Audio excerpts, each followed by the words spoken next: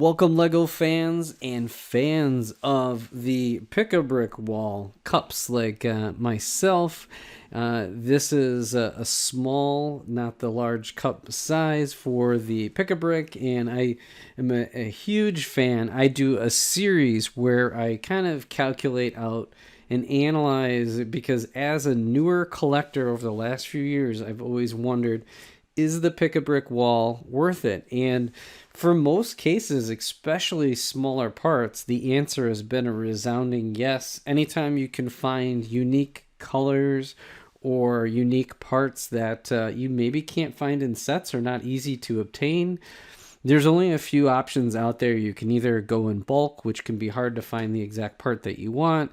You can do Pick-a-Brick wall, you can do bricklink, brick owl, there's a bunch of, eBay, you can do some different things. But ultimately, one of the best ways to get parts is if you happen to live near a Lego store, and even online, the Lego, parts. I forget what it's called now. They just changed the name, but ordering parts from Lego is an expensive endeavor. They're usually 2 to 3 times the price in some cases to bricklink. So the key here that I'm going to be figuring out in this video is we are going to see how many pieces. And again, one of the assumptions that I make is that as I'm doing my analysis for the price per part, you can see I packed it pretty good. I basically essentially just you could have added some extra here. You can also stack to get a lot more. I mean, I don't know how much more you really could stack to get out of that.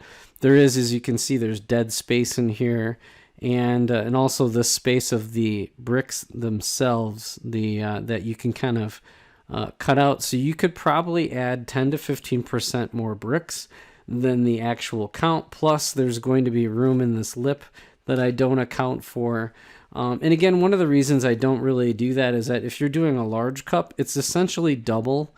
Plus you can get whatever you can stack or whatever would be in this part too. And just assume that this is probably a very conservative packed cup, if you will. So with that, some of the past history as I've gone through here, we've gotten of just a singular mix of circular or plates. I was able to do 1,500 of those. We did the 1x3 brick, so not a plate. We were able to get 153. So again, you could have gotten a few more of those if you stacked. And then we did we also did the 2x2 plates, and we were able to do 260 of those. And again, that was if you look at bricklink and the value of this is a 2x3 is what we're looking at. It really, in general, it adds up to around, I think on average, I would say you could get about 5 cents on bricklink, plus you would have to pay for shipping and any sort of like handling fees and those types of things. So if you really look at it, around 5-6 cents is probably appropriate of what you're going to pay for in any given lot. Now, the other thing too to kind of consider, and I looked this up on bricklink, right, is that certain parts, like dark orange, you probably wouldn't see it on a Pick-a-Brick wall, but if you could coax your store manager to order that up, look at the prices that bricklink is commanding. I mean, it just tells you there's not a huge supply. Again, I wouldn't expect that you would pay $1, on average for those. But if you just look at the history, there just hasn't been a supply. There's probably not a lot of sets that have those. So if you see any of those dark parts, and even like sand blue, sand green, those parts start to get into like almost 10 cents and sometimes higher per unit. So they're very valuable parts. And for somebody who's looking at this, if you see those dark colors, you could essentially get a cup of them and flip them and probably more than make your money and keep a few parts for yourself. So without further ado, let's get in and we'll kind of, I'll pour this out and we'll sort it and we'll do some counting. This is all very professionally done. As you can see, there's a lot of tan because I just happen to have that all laying around.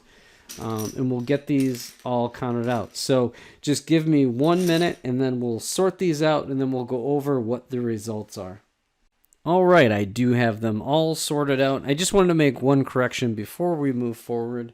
Originally in the last video where I did 260, it was 1x2 bricks in total. So those are the standard 1x2s that we all know and love.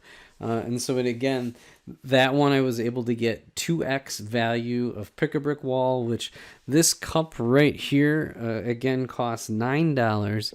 And so this is a $9, and we'll see how much value that we get.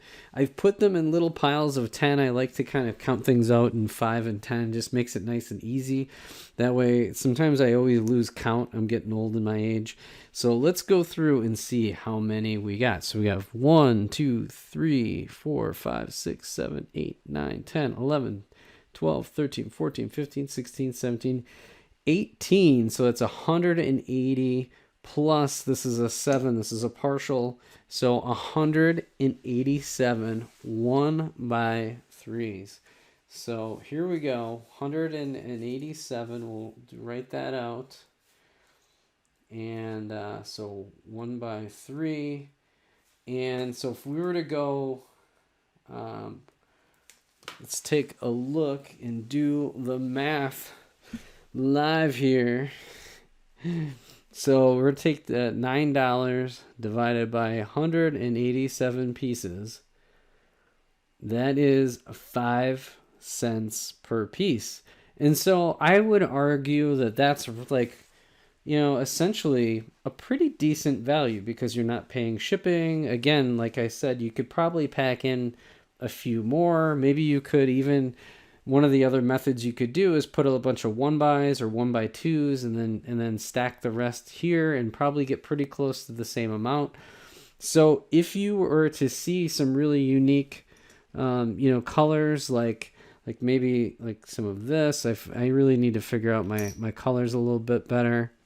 Or if you see a dark gray where the price per piece might jump to 6 cents, something like that. I was actually curious. The dark tan right now is going for about 5 cents, 4 to 5 cents, sometimes 6.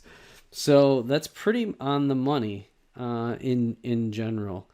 And especially for bricklink, you're paying for shipping and all that kind of stuff. So that's not a bad value overall. So again, that's right in line. That kind of, it's slightly better, I would say, than the 1x3 brick, which makes a lot of sense. This is extra wide, but isn't as thick as a 1x would be. So it makes a lot of sense that this would be a better value. So the one thing I say, you know, again, is be on the lookout for those really good colors like the darks, the you know, sand green, sand blue. Those are kind of some of the newer colors that aren't in many sets.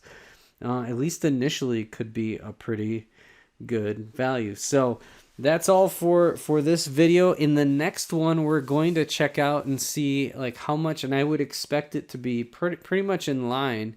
I have the 2x2 plates will be up next.